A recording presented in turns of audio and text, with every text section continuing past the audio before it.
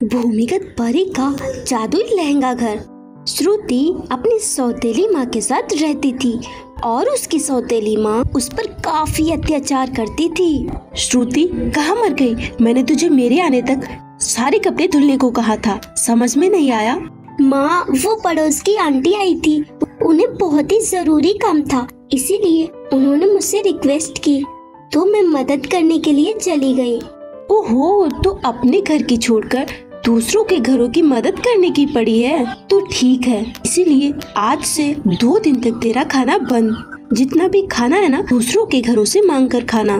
पर माँ, मैं भी सब कर लूंगी, पर प्लीज मेरा खाना मत बंद कीजिए। मुझसे जुबान लड़ाती है, मैं तुझे अभी बताती हूँ।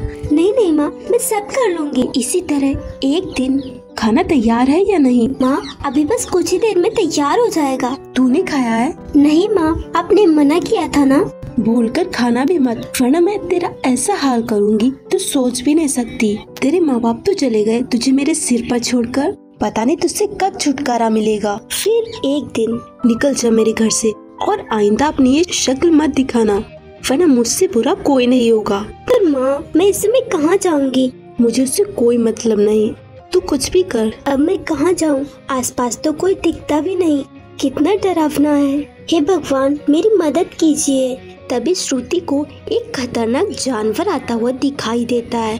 अगर इसने मुझे देख लिया तो ये तो मुझे मारकर खा जाएगा।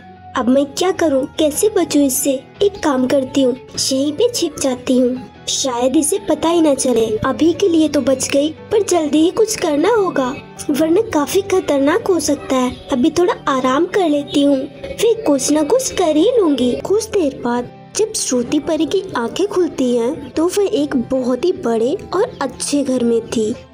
अरे ये क्या, मैं यहाँ कैसे आ गई? यहाँ तो कोई भी नहीं है, बाहर जाकर देखती हूँ। जब वह बाहर जाती है तो देखती है कि एक बहुत ही बड़ा लहंगे का घर था और वह उसी के अंदर थी। अरे ये कैसे हो सकता है?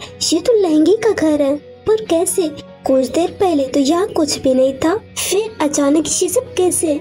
मैं एक जादुई लहंगे का घर हूँ और मैं जमीन के अंदर रहता हूँ और मैं सिर्फ उन्हीं लोगों की मदद करने के लिए बाहर आता हूँ जो अच्छे होते हैं और मुश्किल में होते हैं। आज के बाद तुम हमेशा इस घर में रह सकती हो और तुम्हें जो भी चाहिए फिर सब तुम्हें खुद ब खुद मिल जाएगा।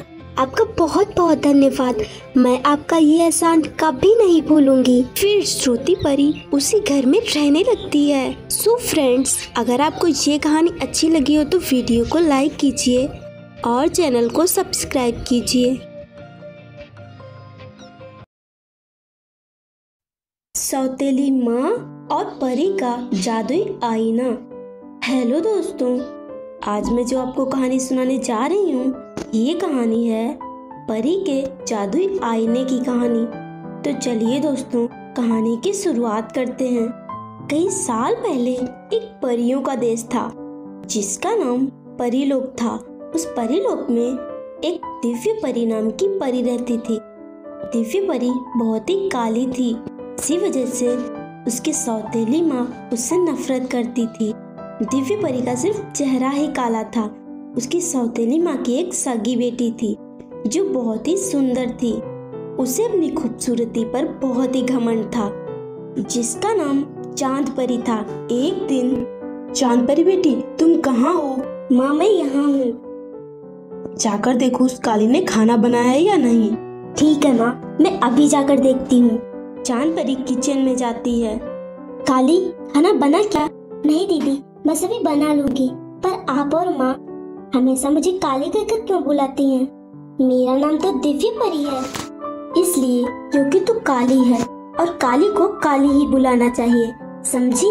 अब जल्दी से खाना बना, मुझे बहुत ही भूख लगी है। एक दिन दिव्य परी आईने के सामने बैठी हुई थी। मैं इतनी काली क्यों हूँ? अगर मैं गोरी होती तो मेरी माँ और बहन मुझसे बहुत ही प्यार करती। भगवान जी, आपने मुझे इतना काला क्यों बनाया? क्या मैं कभी भी गोरी हो सकती हूँ? सभी मुझसे नफरत करते हैं, अब मैं क्या करूँ? इसी तरह हर रोज दिव्य परी आईने के सामने बैठकर भगवान जी से शिकायत करती थी। इसी तरह से दिन बीतने लगते हैं।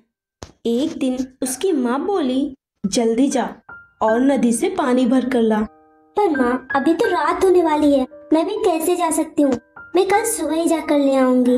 और वैसे भी खाना तो बन ही चुका है और पीने के लिए पानी भी है, मैं सुबह ही ले आऊंगी। नहीं, मैंने कहा अभी मतलब अभी। तुम अभी जाओगी, वरना तुम्हें खाना नहीं मिलेगा, समझी? ठीक है माँ, मैं अभी जाती हूँ। दिव्य परी पानी लेने के लिए चली जाती है और नदी के पास पहुंच जाती है।